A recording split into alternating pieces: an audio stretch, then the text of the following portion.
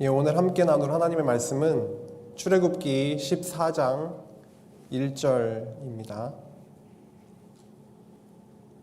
오늘 봉독하실 말씀은 출애굽기 14장 1절에서 9절입니다. 다 찾으셨으면 내가 봉독하겠습니다. 여호와께서 모세에게 말씀하여 이르시되 이스라엘 자손에게 명령하여 돌이켜 바다와 믹돌 사이에 비하히롯 앞 곧 바알스몬 맞은편 바닷가에 장막을 치게 하라. 바로가 이스라엘 자손에 대하여 말하기를 그들이 이 땅에서 멀리 떠나 광야에 갇힌 바 되었다 하리라.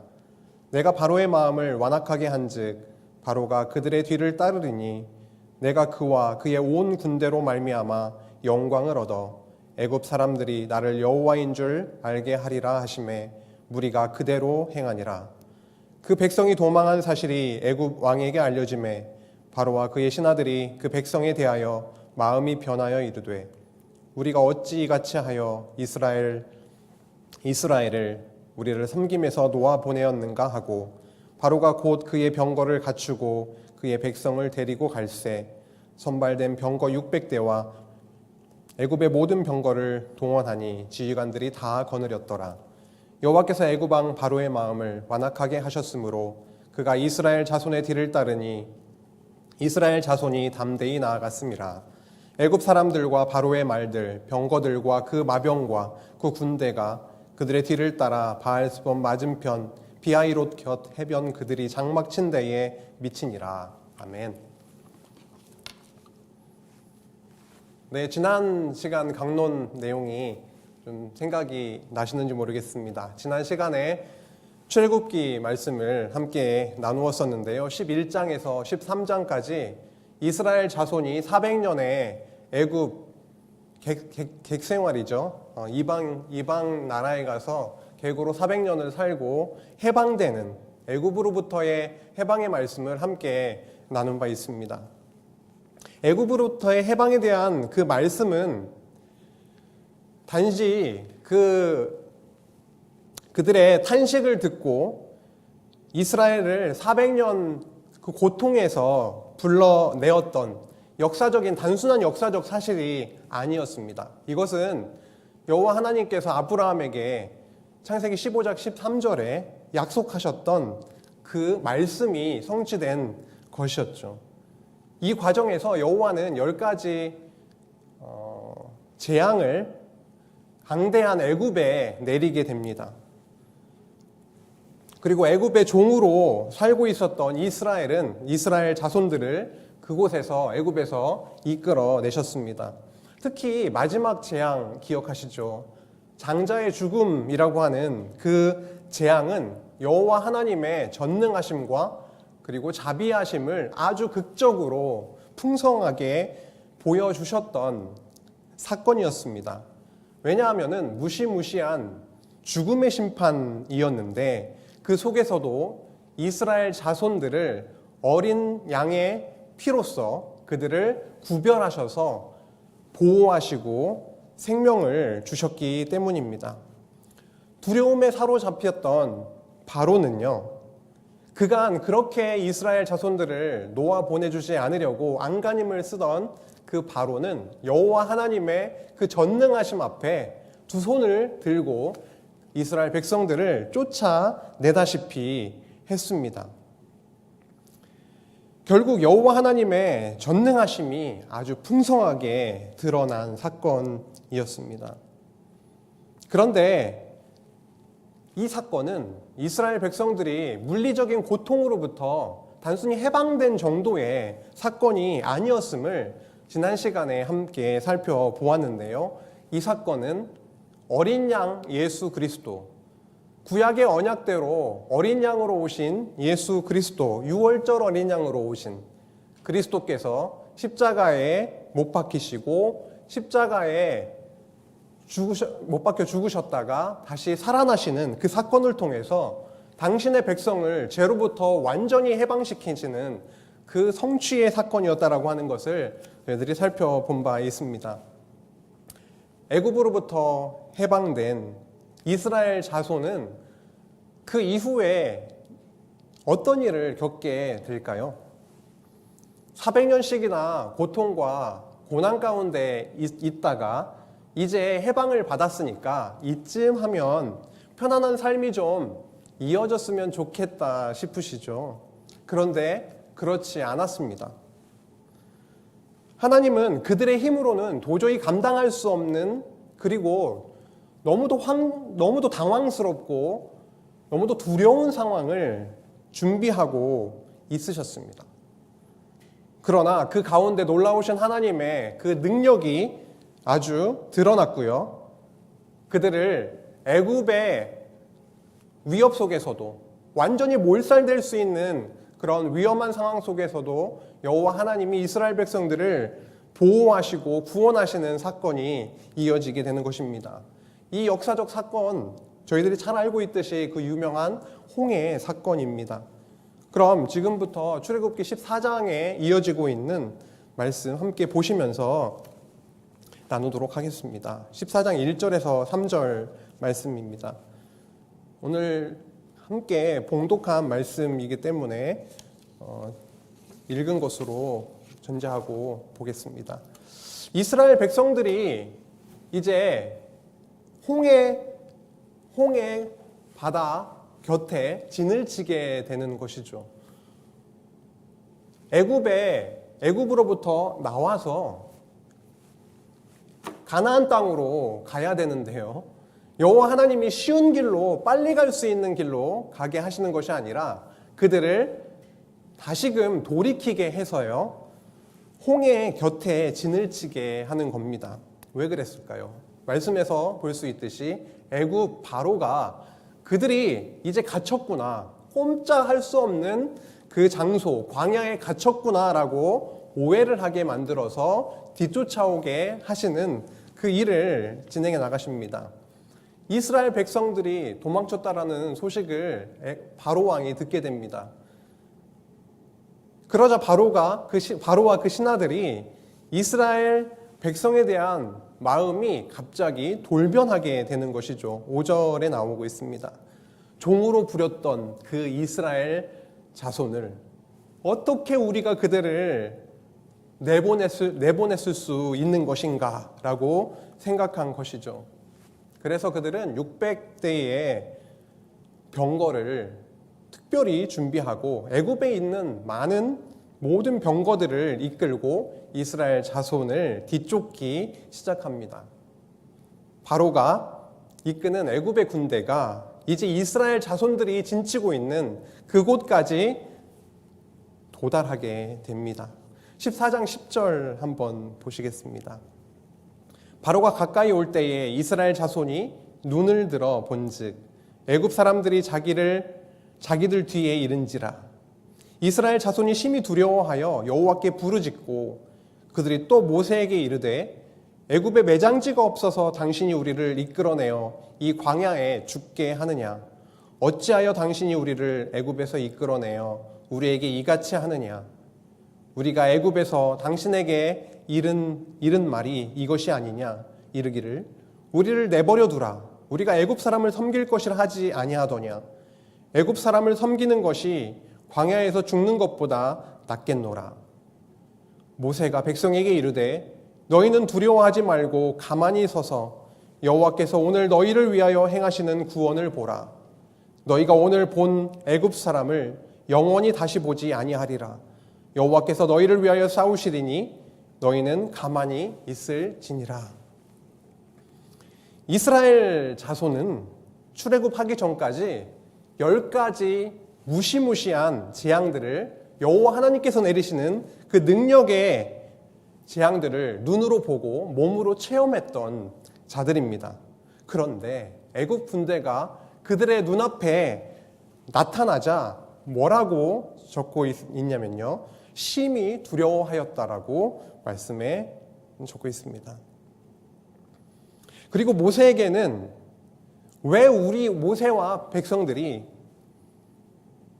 우리를 왜 애굽에서 이끌어내어 광야에서 죽게 하느냐며 그 백성들이 모세에게 불평을 쏟아내기 시작합니다.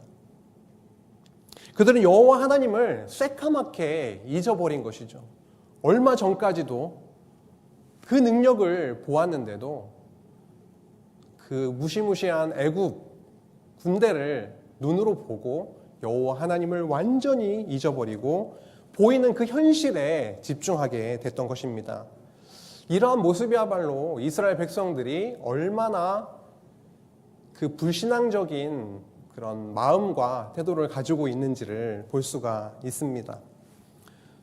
그런데 누가 봐도 소망이 전혀 보이지 않는 그런 상황이기는 했습니다. 그렇게 완전히 많은, 지금으로 말하면 아주 첨단의 무기를 가지고 무기 하나 없는 백성에게 왔기 때문에 이스라엘 자손 입장에서는 너무도 두려운 그런 일이었다고 할 수가 있습니다. 그런데요, 여호와 하나님이 출애굽기 처음 시작하시면서 자주 사용하셨던 말씀이 있는데 이스라엘 자손을 내 아들 내 장자라고 말씀을 하신 바가 있었죠.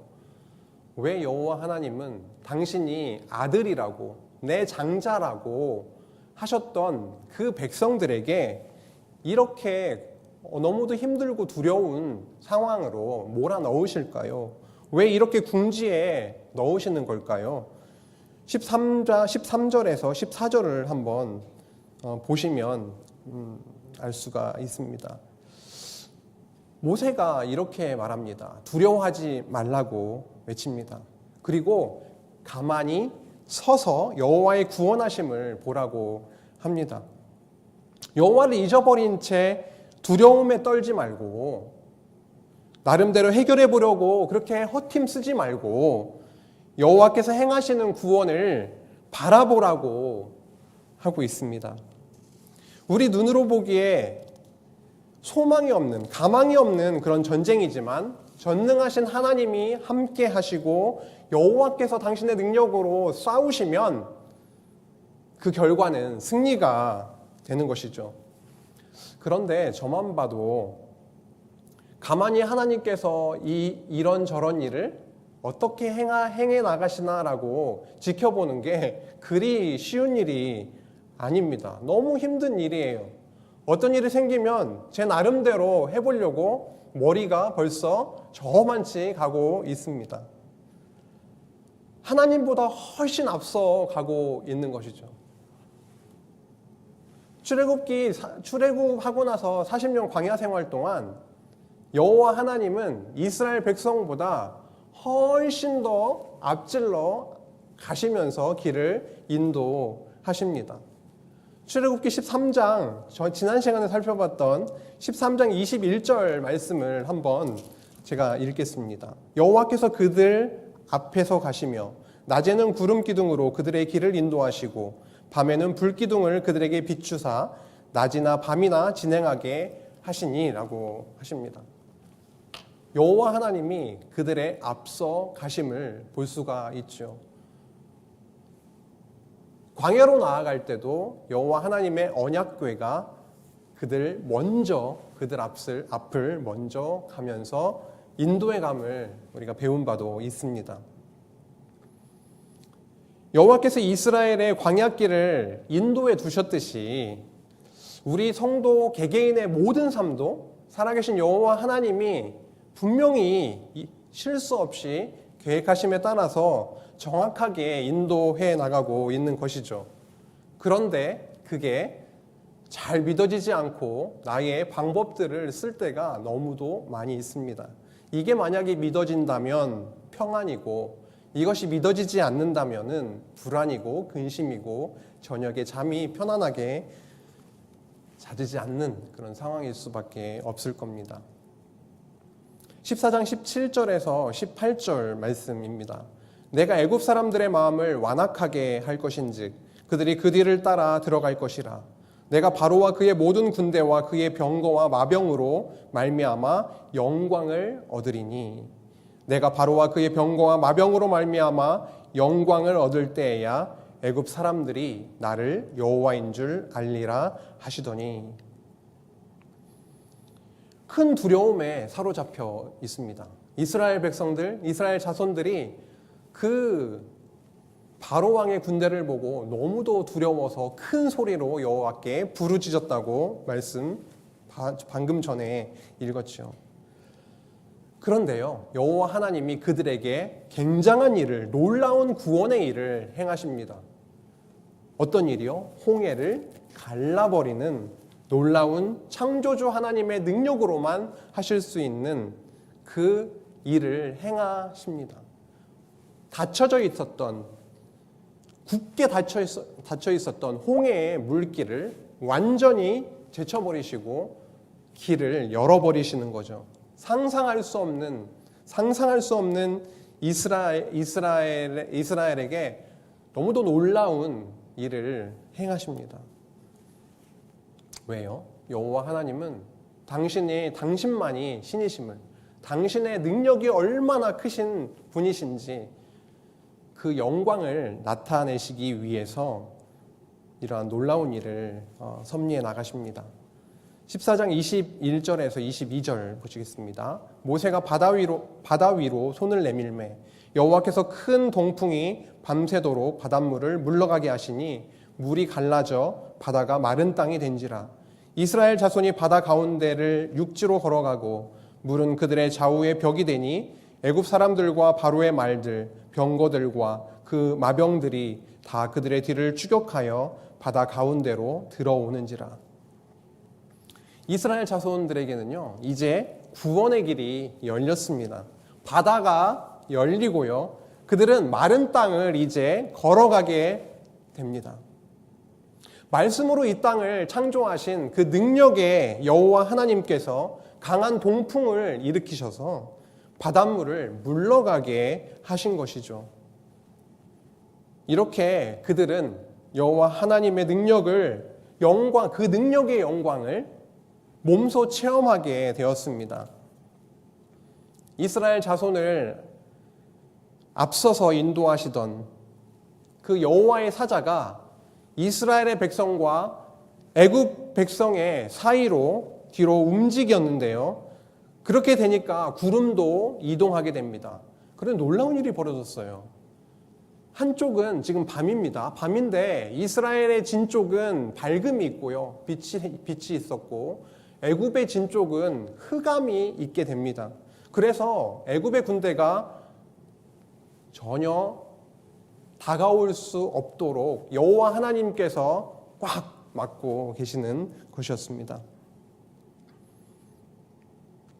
그리고 이스라엘 자손들을 뒤따라 홍해로 들어온 그 애굽 백성들의 병거의 바퀴를 부숴버리시고 그들을 혼란에 빠뜨리셨던 그 내용을 또한 볼 수가 있습니다.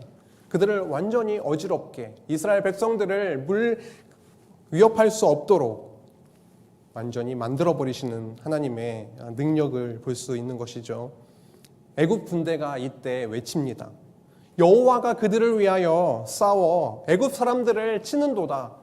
그 여호와가 그들을 위해서 싸우고 있다라고 애굽 군대가 외치고 있습니다. 그런데 지금부터 그 애굽 군대를 어떻게 심판하시는지를 좀 보겠습니다. 14장 26절에서 31절인데요. 여호와께서 모세에게 이르시되 내 손을 바다 위로 내밀어 물이 애굽 사람들과 그들의 병거들과 마병들 위에 다시 흐르게 하라 하시니 모세가 곧 손을 바다 위로 내밀매 새벽이 되어 바다의 힘이 회복된지라. 애굽 사람들이 물을 거슬러 도망하나 여호와께서 애굽 사람들을 바다 가운데 엎으시니 물이 다시 흘러 병거들과 기병들을 덮되 그들의 뒤를 따라 바다에 들어간 바로의 군대를 다 덮으니 하나도 남지 아니하였더라. 여호와 하나님은요, 모세를 통해서 바다의 힘을 회복시키십니다. 지팡이를 들고 손을 앞으로 뻗게 하셔서 힘을 잃고 벽이 되어서 갈라져 있었던 홍해를 다시 원상태로 돌리시게 됩니다.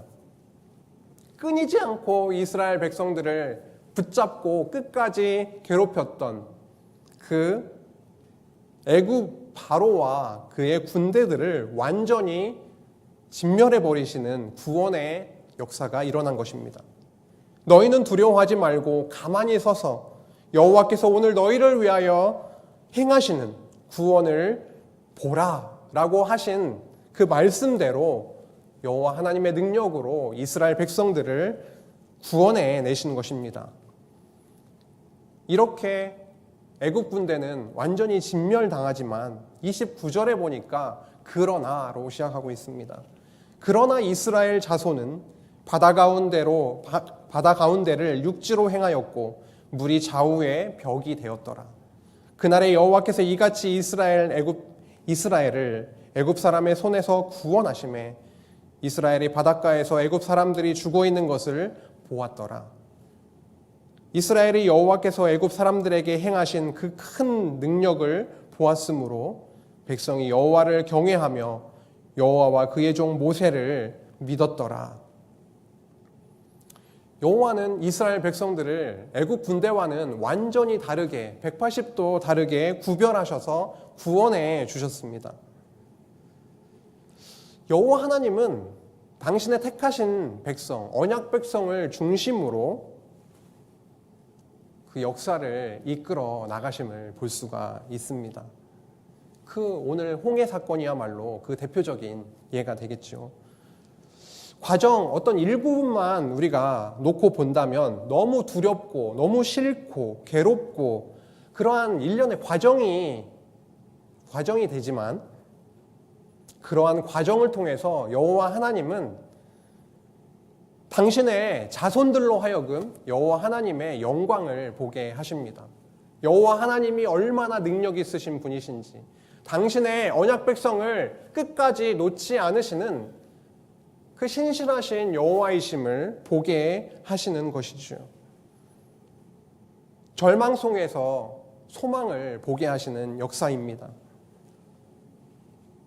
이러한 일을 겪고 나니까 31절과 같은 결과가 나오게 되는 것이죠. 어떠한 일이 벌어진 것입니까?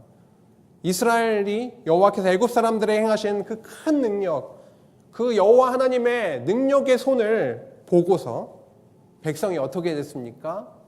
여호와를 경외하게 되었습니다. 그리고 여호와와 그의 종 모세를 믿게 되었습니다.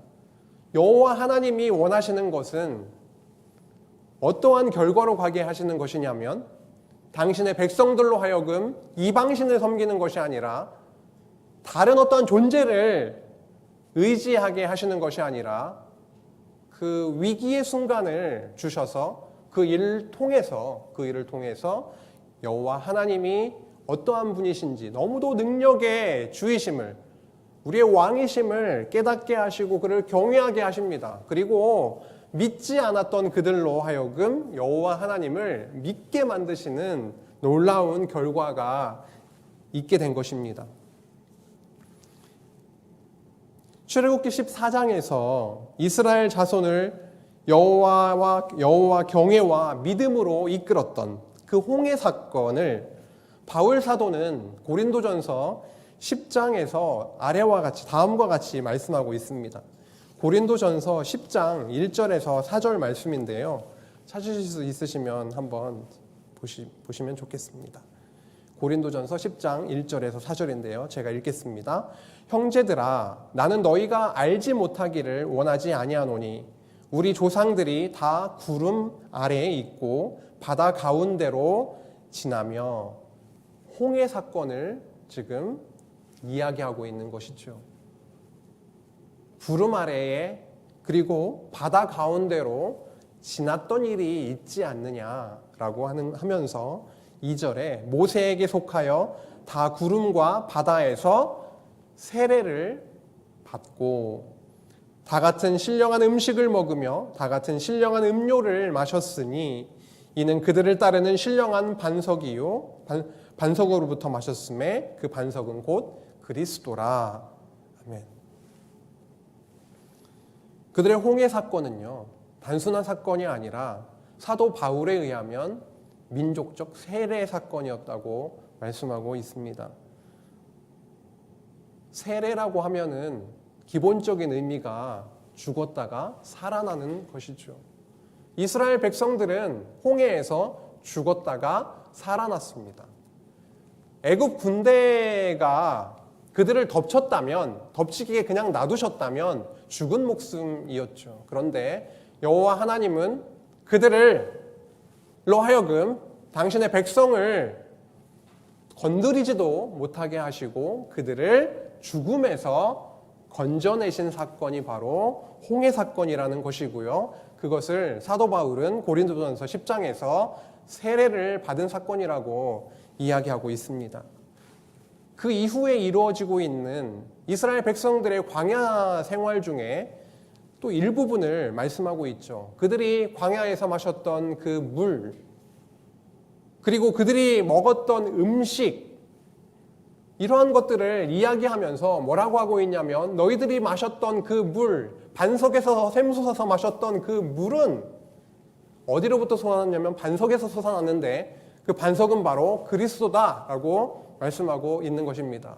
이스라엘 백성들의 광야 생활은요, 역사적인 먹고 마시고 불평하고 여러 가지 이러한 전쟁에서도 승리하게 하고 단순한 역사가 아니라 그 역사를 통해서 오실 그리스도를 언약하고 있다라고 하는 것을 분명하게 말씀해주고 있습니다. 홍해 사건은 그리스도를 통한 그리스도께서 이루실 세례와 관련이 있는데요. 이 부분은 그 말씀 마지막 부분에서 다시 한번 언급하도록 하겠습니다. 이스라엘 자손은 홍해에서 여호와 하나님의 놀라운 은혜로운 그 구원을 경험하게 됩니다. 그리고 찬양을 부르게 됩니다. 여호와의 크신 능력을 경험하면은 그 백성들은 어떠한 모습으로 나타나냐면 우리 여호와 하나님 대단하신 분이시다 라고 하는 그런 모습이 자연적으로 나오게 되는 것이죠. 찬양을 하게 된다라는 것입니다. 15장은 이스라엘 자손과 모세가 여호와 하나님의 능력을 찬양한 내용입니다. 홍해 사건을 경험하고요. 우리가 죽을 수밖에 없는 상황에서 구원해내신 여호와 하나님의 그 크신 능력을 경험하고 여호와 하나님의 이름을 찬양하는 내용이 바로 출애굽기 15장 말씀입니다. 1절에서 3절 말씀 한번 보시겠습니다. 이때 모세와 이스라엘 자손이 이 노래로 여호와께 노래하니 일러스되 내가 여호와를 찬송하리니 그는 높고 영화로우심이요 말과 그 탄 자를 바다에 던지셨음이로다. 14장에서 나타났던 이스라엘 백성들의 모습은 어땠습니까? 이스라엘 백성들이 여호와를 인정하고 여호와를 찬양하는 모습이었습니까? 아니요. 애국 군대들이 그들의 눈앞에 나타났을 때 이스라엘 백성들은 여호와 하나님을 기억하고 당신이 우리를 구원해 주십시오 라고 하는 기도와 그런 모습이 의지하는 경외하는 모습이 있었던 것이 아니라 우리가 애굽에서 그냥 바로를 섬겼던 게 더 좋았을 텐데 왜 광야로 우리를 이끌어내어서 죽게 하느냐라고 불평 불만을 쏟아냈던 그들이 여호와 하나님의 구원의 영광을, 그 능력의 영광을 확인하고 나서는 15장 1절에 보니까 모세와 이스라엘 자손이 이 노래를 여호와께 불렀다라고 합니다. 모세만 부른 것이 아니라 이스라엘 자손이 함께 부른 노래라고 하는 것에 집중하면 좋겠습니다. 2절에 나오네요. 어떠한 찬양으로 시작합니까? 나의 힘이요 노래시며 나의 구원이시로다. 그는 나의 하나님이시니 내가 그를 찬송할 것이요 내 아버지의 하나님이시니 내가 그를 높이리로다. 여호와는 용사시니 여호와는 그의 이름이시로다. 3절에 나오는 여호와는 그의 이름이시로다. 왜 여호와 하나님의 이름을 모세는 언급을 하고 있을까요? 그들을 죽음에서 건져내신 그 하나님은 앞서 언약하신 바가 분명히 아브라함에게, 우리 조상에게 언약하신 바가 있었는데 자손을 분명히 번창시켜 주신다 하셨고 땅도, 가나안 땅도 주신다고 하셨고 아브라함의 허리에서 왕들이 나온다고 분명히 말씀하셨는데 70명이 내려가서 장정만 60만 명이 되어서 이제 출애굽하고 있는 그들을 완전히 멸절시키시면 여호와 하나님의 이름이 무색해지는데 여호와 하나님의 능력으로 그들을 붙드시고 보호하셔서 구원해내시는 그 모습을 눈으로 직접 보고 이제 모세는, 이스라엘 자손들은 노래하는 겁니다. 당신의 이름은 여호와이십니다. 여호와는 그의 이름이로다. 이러한 찬양을 부르기 시작을 하는 거예요. 당신은 우리에게 약속하신 바를 이루어 나가시는군요. 당신의 이름 여호와 맞습니다. 여호와 우리가 찬양합니다. 당신의 이름을 찬양합니다. 라고 하는 것이죠. 모세와 이스라엘 자손은 여호와 하나님의 능력을 찬양하거든요. 그런 표현들이 곳곳에 나오고 있습니다. 6절에 보니까 주의 오른손이라고 하는 표현이 2번 나오고 있습니다. 주의 오른손, 능력의 손, 권능의 손, 그 오른손이라고 하는 표현도 있고 7절에 주의 큰 위엄이라고도 나오고 있고요. 8절은 굉장히 우리가 상상할 수 있는 그런 표현이 나오고 있죠. 주의 콧김에 물이 쌓이되 파도가 언덕같이 서고라고 합니다. 큰 동풍을 불게 해서 홍해를 가르셨지요. 여호와 하나님의 콧김으로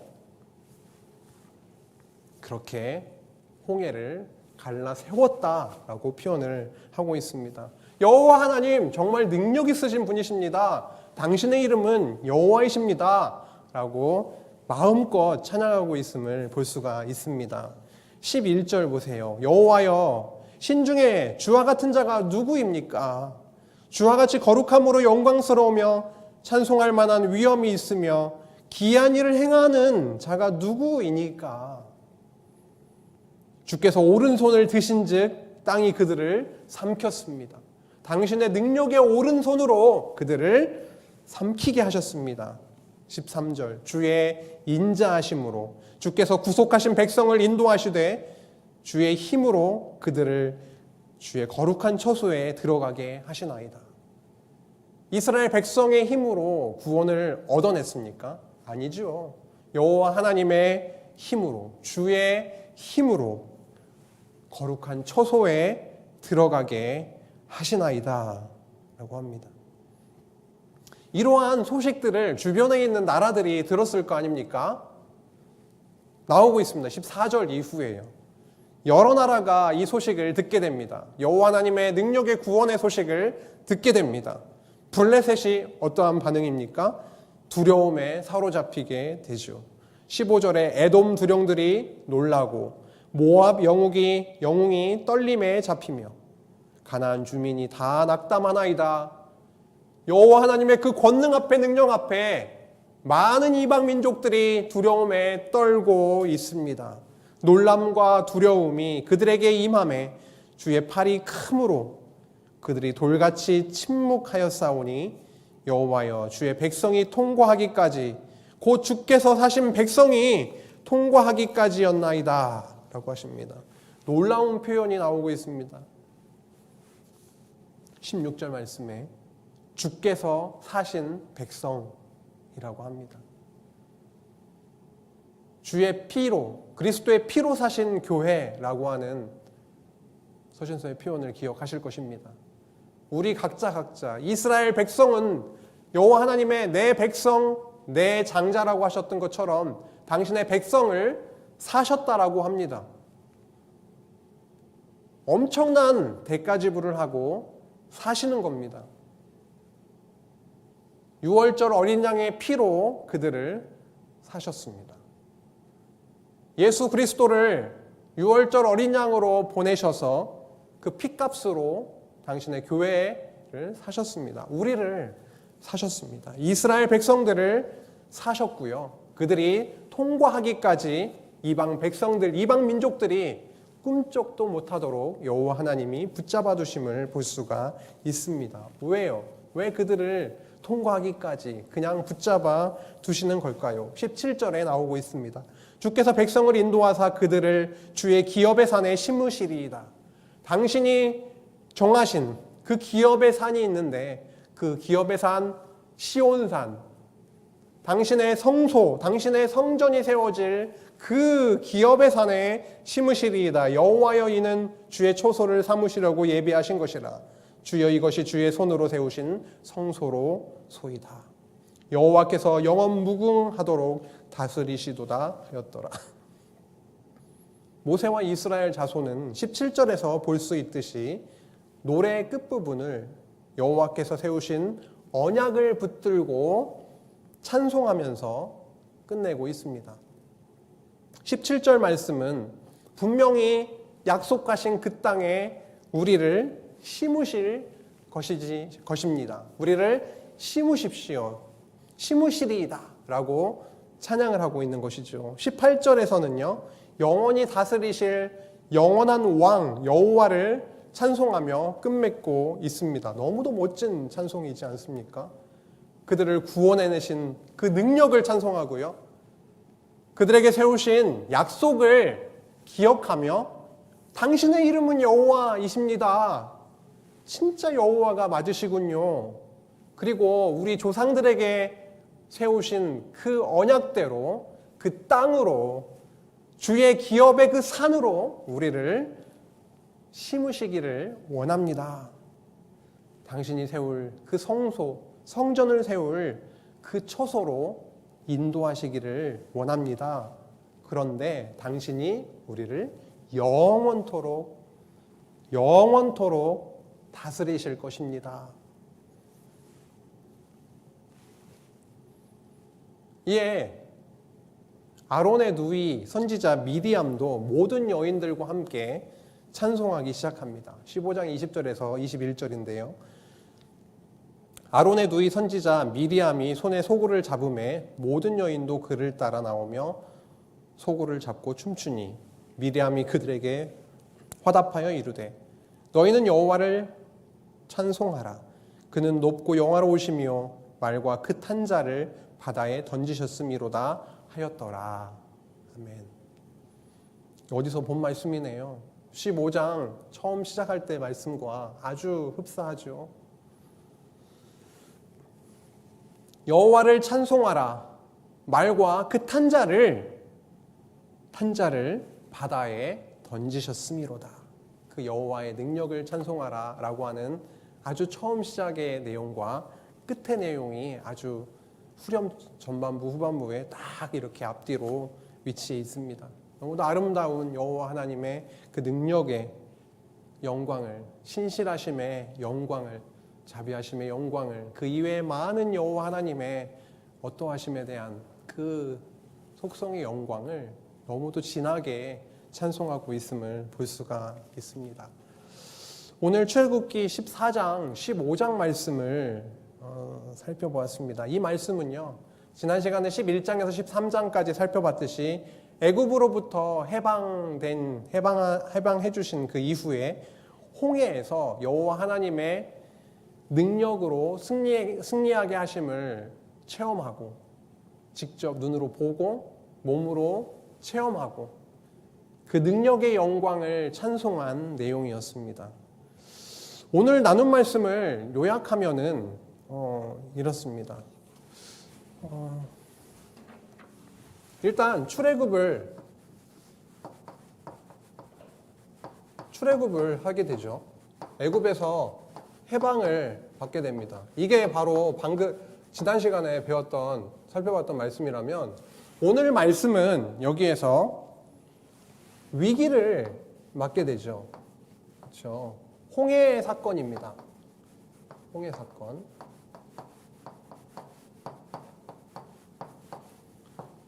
이스라엘 백성들이 홍해 곁에 진을 치고 애굽 백성들이 몰려오는 그 너무도 두렵고 떨리는 그 사건, 그 위기 속에 있을 때에 여호와 하나님께서는 그들을 어떻게 하시는 것입니까?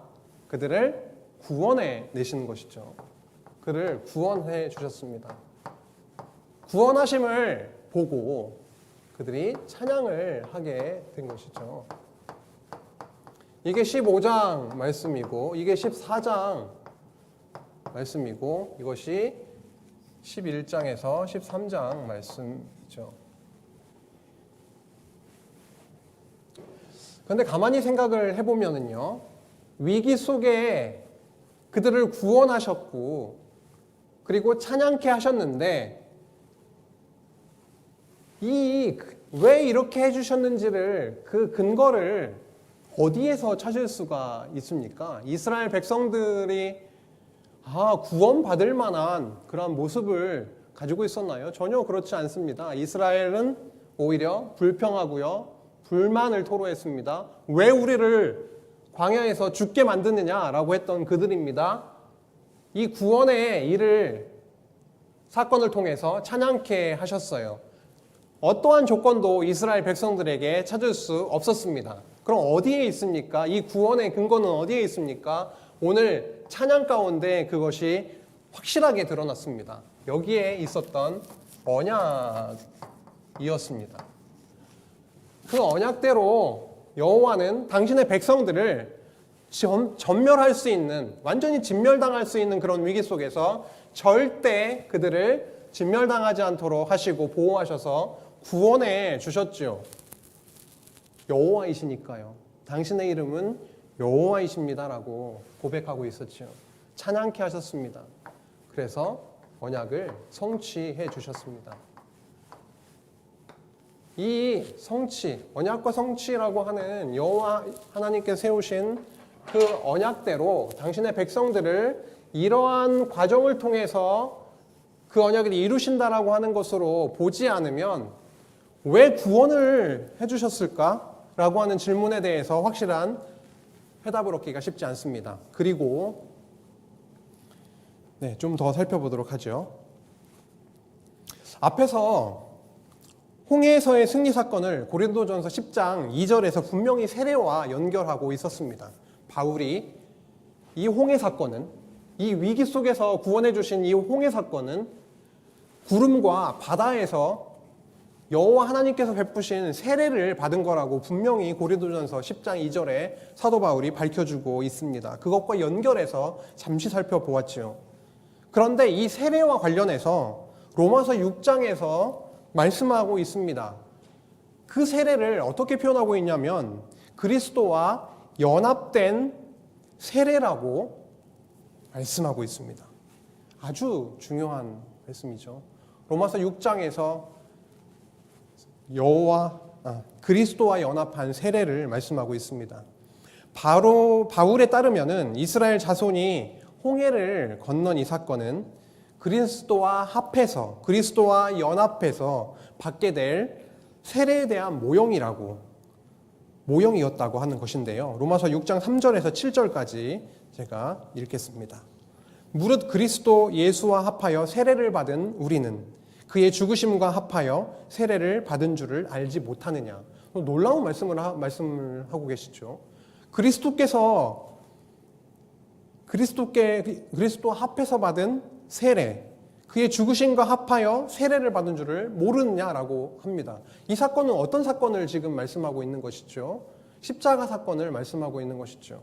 십자가에 그리스도께서 못 박히신 그 사건은 세례를 죽었다 살아나시는 것이기 때문에 십자가에 못 박히시고 그리고 죽음에 이르시지만 그거로 끝나는 것이 아니라 사망 권세를 이기시고 다시 부활하신 그 사건, 죽었다가 살아나신 그 사건은 바로 구약에 보여주셨던 그 세례 사건이 성취된 것이다라고 사도 바울은 밝혀주고 있는 것입니다. 4절, 그러므로 우리가 그의 죽으심과 합하여 세례를 받음으로 그와 함께 장사되었나니, 그와 함께 죽었나니, 이는 아버지의 영광으로 말미암아, 여호와 하나님의 그 크신 능력의 영광으로 말미암아 그리스도를 죽은 자 가운데서 살리심과 같이 우리로 또한 새 생명 가운데에 행하게 하려 함이라.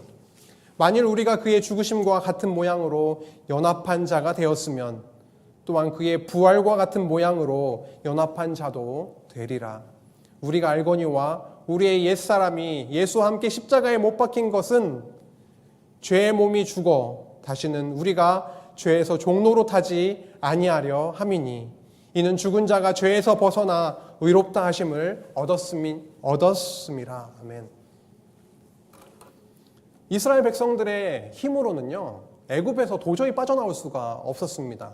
끝까지 홍해 근처까지 와서 잡고 종으로 삼으려고 했음을 알 수가 있습니다. 거기에서 벗어나는 방법은 여호와 하나님께서 그들을 진멸해 주셨을 때 가능했습니다. 홍해 사건을 통해서, 그 세례 사건을 통해서만 홍해를 건너서 이제 약속의 땅으로 갈 수 있게 된 것이죠. 여호와 하나님의 홍해 사건, 여호와께서 베푸신 그 세례 사건이 아니면 이스라엘 백성들은 계속해서 애굽에 사로잡혀 그들의 종이 될 수밖에 없는 상황에 놓이게 되었을 겁니다. 그것이 아니라 여호와 하나님의 권능으로 그들의 종이 된 것이 아니라 완전히 그들을 구원해 주신 사건을 볼 수가 있습니다.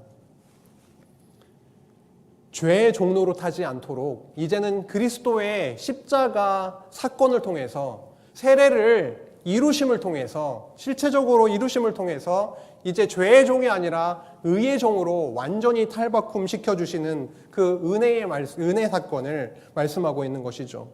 이제 죄에서 벗어나서 의롭다 하심을 얻었음이라 라고 말씀하고 있는 것입니다. 출애굽기 14장의 홍해에서의 승리 사건은요, 이 로마서 말씀을 통해서 알 수 있듯이 그리스도께서 이 땅에 오셔서 이루실 그 승리를 언약하고 있습니다.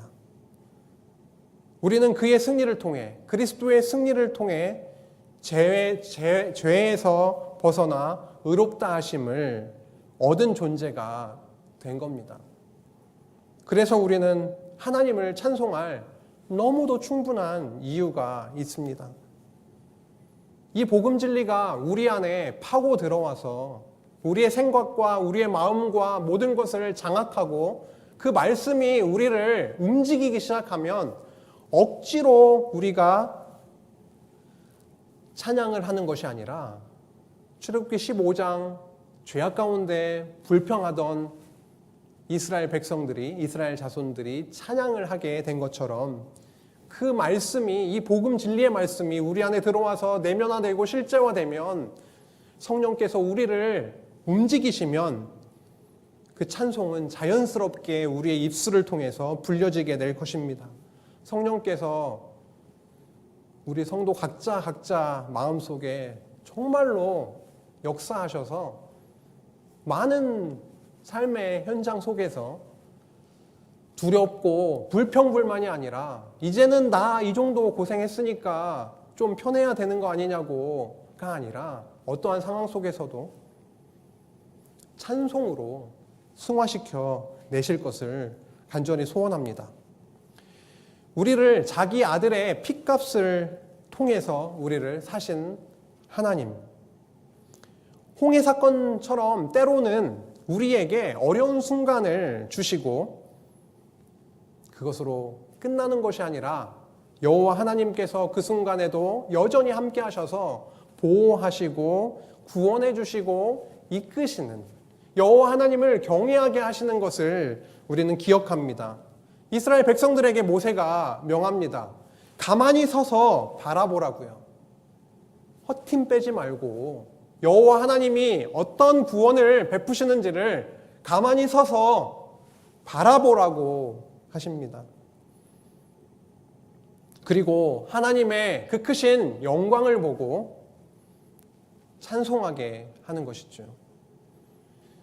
욥이 귀로만 듣던 여호와 하나님을 이제는 눈으로 봅니다 라고 고백했던 것처럼 우리 성도 각자에게 우리의 삶 가운데 여러 가지 상황이 있겠지만 애국 군대가 몰려와서 두려움에 떨고 우리가 너무 힘들다라고 부르짖었던 그 모습이 우리 안에 있을 수 있지만 성령께서 우리 가운데 힘을 주시고 여호와 하나님 그리스도를 기억하게 하셔서 더욱더 점점 명확하게 희미하게 보이던 것들이 더 명확하게 보여지게 하셔서 우리들의 입술 위에 찬양이 넘치도록 주님께서 인도해 주시기를 간절히 소원합니다. 남은 한 주 동안도 우리 안에 찬양을 만들어내실 그 하나님을 기대하며 함께 기도하시겠습니다. 하나님 아버지 감사합니다. 우리 안에만 보면, 우리 자신만 보면 소망이 없음을 고백합니다. 성령께서 함께하여 주시고 이 말씀이 단순히 역사로, 나와 상관없는 이스라엘의 역사로 그냥 귀에 맴맴맴 도는 것이 아니라 살아계신 하나님의 말씀으로 우리의 영혼을 살찌우고 우리의 영혼을 소생시키시고 우리에게 새 힘과 소망을 불어넣는 살아있는 말씀으로 우리 안에 움직여 주시기를 원합니다. 찬양할 수밖에 없는 우리이지만 우리로 찬양할 수 있는 자로 성령께서 함께 해주시고 이끌어 주시기를 간절히 빌고 원합니다. 남은 한 주도 당신만이 영광 받으시고 당신의 이름이 드높여지는 참 놀라운 복된 시간 될 수 있도록 주님 인도하여 주옵소서. 예수님의 이름으로 기도했습니다. 아멘.